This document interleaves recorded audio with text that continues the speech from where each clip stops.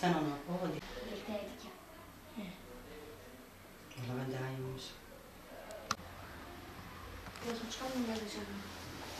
Zamanlaması göre iki dönemin ayrı ezildiğimizi burada birinci 200 yıl öncesinde sayımız işçisi oranın Akkır ve Kent nüfusunda güç durumunda.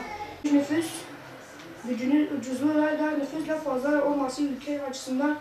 Ben Selva Bağış. 4 çocuk annesiyim. 3 tane kız bir oğlan. Kızım hasta, tavuk karası hastası, bir de gece körlüğü. Gece hiç görmez, gündüzleri biraz yani gidip geliyor. Arkadaşların yardımıyla, kardeşlerin yardımıyla gidip geliyor. Geceleri zaten hiç çıkmıyor, biz götürüp getiriyoruz. Ne zaman böyle oldu? Bu daha 4 yaşındayken havale geçirdi başladı. Biz de tedavisini aradık, Kayseri'de bulduk. O da hani maddi durumumuz olmadığı için o da maliyeti çok pahalı. Biz de devletten başvurduk. Allah razı olsun. İzni gönderdiler. Şimdi hayırseverler topluyorlar. Ama bu tedaviyle de bitmiyor. Başka bir tedavisi. Sadece bir ilaç Amerika'dan geliyor 3 trilyon. O da doktor zaten göndermiş. Evrakları göndermiş, daha dönmemişler. Onları da bekliyor. İnşallah ameliyat olur, iyileşir. Allah'tan bunu istiyoruz.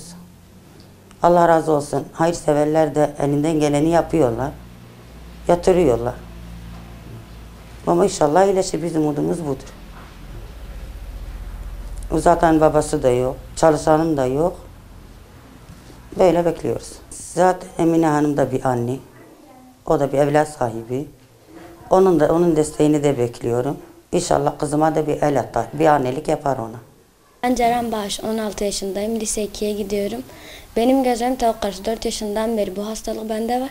Tüm hastaneleri aradık, tedavisi yoktu. Ta ki Kayseri'ye gidene kadar. Kayseri'ye gittiğimizde Acıbadem Hastanesi'nde bize doktor dedi ki kök hücre tedavisi yapacağız. O kök hücre tedavisiyle gözlerim 2 kat daha fazla görecek.